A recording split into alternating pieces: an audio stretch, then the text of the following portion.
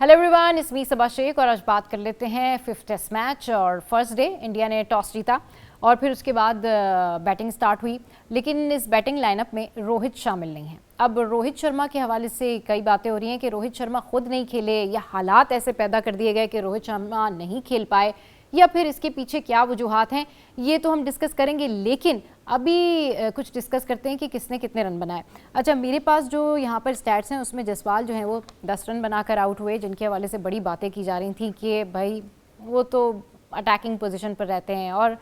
अब जो वो खेलने आ रहे हैं पता नहीं क्या हो जाएगा। मतलब ये प्लेइंग 11 जो कि रोहित शर्मा के बगैर है, इसमें किसके कितने रन रहे लेट्स सी। केएल राहुल ने जो है वो 4 रन बनाए, उसके बाद शुभमन गिल 20 रन बनाए और फिर उसके बाद विराट कोहली, जिनके बारे में कहा जा रहा है कि उन्होंने कहा है कि मैं सब फिक्स कर दूंगा, उन्होंने बनाए हैं 17 रन और पंत गए हैं 40 पे। इसके अलावा जडेजा के हैं 26 रन और फिर ये जो वाशिंगटन सुंदर आए इन्होंने बनाए 14 रन। उसके बाद बुमराह थे 22 रन पे और ऑस्ट्रेलिया ने 80 रन भी जो है वो 80 ओवर्स भी जो है वो नहीं खेलने दिए, 80 ओवर्स भी ये पूरे नहीं कर सके और 185 पे ऑल आउट। यहाँ पर जो बुमराह है ना, उनके जो 22 रन हैं, इस हवाले से अगर मैं बात करूँ तो बुमराह की जो 22 रन हैं ये अगर ना होते तो इंडिया की टीम के रन्स और कितने कम होते। अब सारा कुछ अगर बुमराह ने ही परफॉर्म करना है और सारा कुछ बुमराह की तरफ से ही होना है, लाइक बुमराह बॉलिंग भी कर रहे हैं, बहुत अच्छी बॉलिंग कर रहे हैं, बुमराह रन्स भी कर रहे हैं और कल फिर बुमराह जो है वो आके ये भी पूछेंगे कि भाई एम्पायरिंग भी मैं कर लूँ क्या। तो इंडिया की जो क्रिकेट टीम है उसमें मिस्टर फिक्स इट, उसमें जो है वो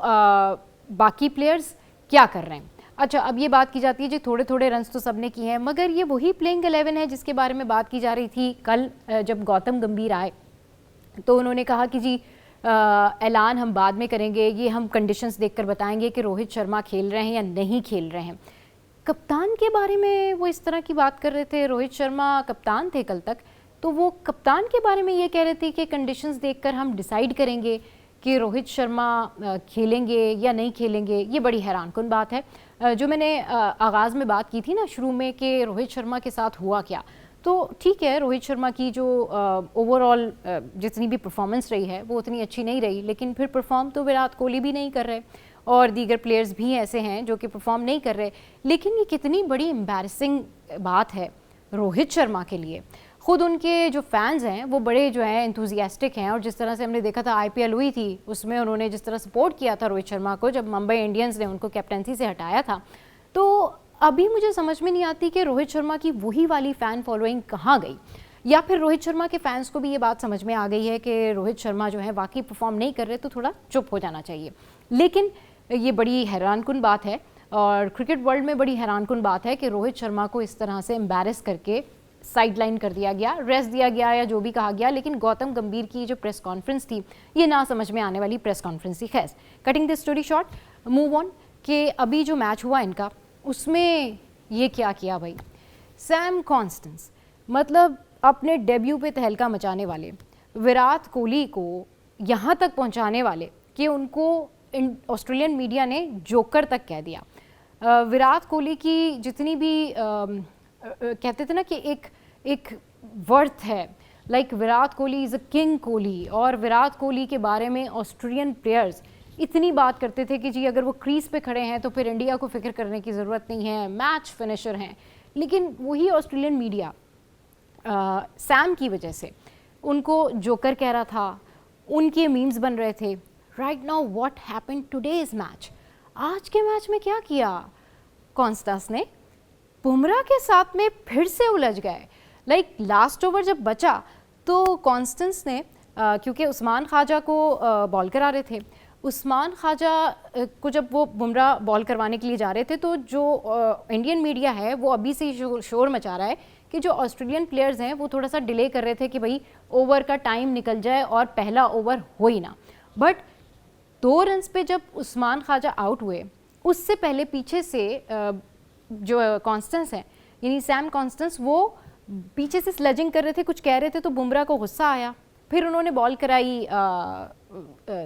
उस्मान ख्वाजा को। देन अगेन उसके बाद उन्होंने वहाँ पर जाकर सेलिब्रेट किया सैम कॉन्स्टेंस के सामने और पीछे से कोहली, विराट कोहली भी चलते हुए आए। ठीक है, उनके बारे में तो ये कहा जा रहा है कि he is just 19 years old और वो न्यू हैं, फ्रेश हैं और उनके अंदर एग्रेशन है, लेकिन इंडियन मीडिया और इंडिया के जो जर्नलिस्ट हैं उन्होंने ये बातें करना शुरू कर दी हैं कि उनकी इतनी हिम्मत हो गई कि आज तक बुमराह के बारे में तो किसी ने बात नहीं की। अभी मैगरा ने भी उनकी तारीफ़ की, पैट कमिंस ने भी उनकी तारीफ़ की, पूरी दुनिया कह रही है भाई 30 विकेटें वो ले चुके हैं अब तक के इस वाले जो मैचेस चल रहे हैं उनके करंट मैचेस में। और फिर उसके बाद उनकी इतनी हिम्मत हो गई कि उन्होंने इतने सीनियर प्लेयर के साथ जो है वो इस तरह की हरकत की। तो अब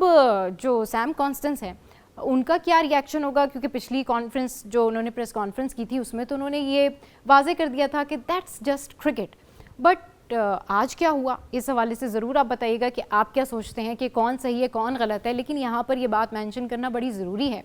कि सैम कॉन्स्टेंस को जिस तरह से ट्रीट कर रहे हैं इंडियन प्लेयर्स, ठीक है उनकी गलती होगी, उन्होंने पीछे से कुछ कहा होगा, उनको स्लेजिंग की होगी, लेकिन क्या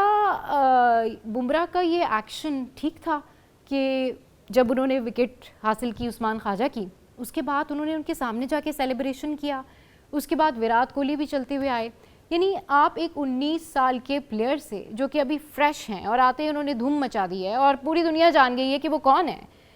आप उनसे उलझ रहे हैं। सो कहीं ना कहीं शायद ये आपकी वर्थ को भी कम कर रहा है,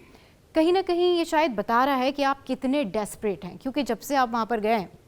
आप डिफेंसिव हैं, आपकी टीम में मसले चल रहे हैं, आपके प्रॉब्लम सॉल्व नहीं हो रहे, आपकी टीम में हर यंगस्टर से लेके सीनियर जूनियर तक सबको कप्तानी चाहिए। और अब आपके जो एक्शंस हैं वो यहाँ तक आ गए हैं कि चलिए जी आपका मसला स्टीव स्मिथ के साथ हो जाता, समझ आती थी, लेकिन आप कल फिर पूरी फोर्स के साथ आएंगे। और इनफैक्ट ये बड़ी हैरत की बात है कि जो इंडियन जर्नलिस्ट हैं उन्होंने अभी से ये कहना शुरू कर दिया कि मैच जो है इंडिया वर्सेस ऑस्ट्रेलिया नहीं है, बल्कि ये मैच जो है इंडिया वर्सेस सैम कॉन्टास है। तो अब आपको क्या लगता है कि कल क्या होगा, क्योंकि अभी से जो इंडिया का मीडिया है, इंडिया के कुछ प्लेयर्स हैं, वो शायद कल रेडी होकर आएंगे कि भाई सारी एनर्जी जो है ना हमने उनको दिखाने में लगानी है कि व्हाट वी आर। मेरे ख्याल में उनको पता होगा कि आप लोग क्या हैं, लेकिन इस तरह का एग्रेशन किसी जूनियर के साथ जाके उस लेवल के ऊपर फाइट करना या लड़ना बनता नहीं है, क्योंकि बुमराह एक बड़े बॉलर हैं। बुमराह अगर उनको एग्रेशन ना भी शो करें, ठीक है वो नेचुरल है, उन्होंने एग्रेशन शो कर दिया, बट अब उनकी जो आवाम है उन्होंने कहना शुरू कर दिया जी कल का मैच आप देखें, हमारी टीम जो टूट फूट गई थी, हमारी टीम जो रन नहीं कर रही थी, कल हम बताएंगे कि कल हम कैसे आउट करते हैं, कल हमारी टीम डेवलप होगी। तो इस झगड़े के बाद आपकी टीम डेवलप होगी, बड़ी सैड बात है। अच्छा जनाब, एक और बड़ा ज़बरदस्त इशू, शेन वॉटसन ज़बरदस्त क्रिकेटर रहे हैं ऑस्ट्रेलिया के, उनसे सवाल हुआ प्रेस कॉन्फ्रेंस के दौरान कि भाई इंडिया जो है वो चैंपियंस ट्रॉफी के लिए पाकिस्तान नहीं आ रहा। तो उनकी जो एक हंसी थी या जिस तरह से उन्होंने स्टार्ट किया अपनी बात का, तो उनकी हंसी में बहुत कुछ था और वो हंसते हंसते पहले वो हंसे और उसके बाद फिर उन्होंने 2-4 बातें ऐसी की जिसके ऊपर मेरे ख्याल में अब जो इंडियन क्रिकेट बोर्ड है या इंडियन क्रिकेटर्स हैं उनको भी सोचना चाहिए। उन्होंने कहा जो इंडिया पाकिस्तान के मैचेस होते हैं ये पूरी दुनिया में देखे जाते हैं, चैंपियंस ट्रॉफी बहुत बड़ा इवेंट है और अगर इंडिया पाकिस्तान नहीं जा रहा तो ये बड़ी मतलब बैड लक वाली बात है, ये बड़ा अनलकी है उनके लिए, उनको ये अपॉर्चुनिटी गेन करनी चाहिए थी ताकि जब वो पाकिस्तान जाते तो वो देखते कि पाकिस्तान में जो फैंस हैं वो किस तरीके से ट्रीट करते हैं लोगों को, और अब उनको पता चलता कि पाकिस्तान में कितना ज़बरदस्त ये मैचेस होते हैं और लोग किस तरह से वेलकम करते हैं और पाकिस्तानी अवाम जो है वो इंटरनेशनल प्लेयर्स को देख के बहुत ज़्यादा मेहमान नवाजी करती है, बहुत ज़्यादा जो है उनका ख्याल रखा जाता है। तो जी मेरे ख्याल में अब अभी तो चैंपियंस ट्रॉफी शुरू भी नहीं हुई है, लेकिन उनका ये बयान एक और तहलका मचा गया क्योंकि फिर इंडियन मीडिया शुरू हो गया। बहरहाल ऑब्वियसली उनका ताल्लुक भी ऑस्ट्रेलिया से ही है, तो कुछ समझ में नहीं आ रहा कि ये जो दोनों टीम्स हैं ऑस्ट्रेलिया एंड इंडिया, ये पर्सनल प्रॉब्लम्स भी साथ साथ चला रहे हैं, प्रोफेशनल प्रॉब्लम्स भी साथ साथ चला रहे हैं। और अब देखना ये है कि कल वो 19 साल का लड़का और यहाँ से द ग्रेट बुमराह क्या करेंगे। जाते जाते एक और खबर आपके साथ में शेयर कर देती हूँ, it's about Dhoni, MS Dhoni. MS Dhoni कहते हैं कि जी मतलब उन्होंने गुफ्तगू की और उन्होंने बाकियों को जो है वो कहा, उसके बारे में भी बहुत बात हो रही है, लोग उस हवाले से भी बहुत बात कर रहे हैं। MS धोनी कहते हैं कि जी मैंने कभी अपनी PR पे तवज्जो नहीं दी, मैंने कभी ये तस्वीरें और इन तमाम तर चीज़ों पे तवज्जो नहीं दी, मैंने फोकस किया मेरे काम पर। अगर आपका काम अच्छा हो तो आपको PR की ज़रूरत नहीं पड़ती। इस पे बहुत सारे क्रिकेटर्स भी अपना रिएक्शन शो कर रहे हैं, लेकिन बच बचा के। क्योंकि वो सब जानते हैं कि अगर एम एस धोनी को पीआर की ज़रूरत नहीं थी तो फिर एम एस धोनी की हेलमेट में तस्वीरें, विलेज में काम करते हुए तस्वीरें कहाँ से आती हैं। इस पर आप क्या समझते हैं कि एम एस धोनी ने ये बयान ऐसे ही दे दिया है या वाकई इस हवाले से वो किसी को हिट कर रहे थे? तो अपना फीडबैक ज़रूर शो कीजिए और हमारे साथ शेयर कीजिए। आज के व्लॉग से फ़िलहाल इतना ही।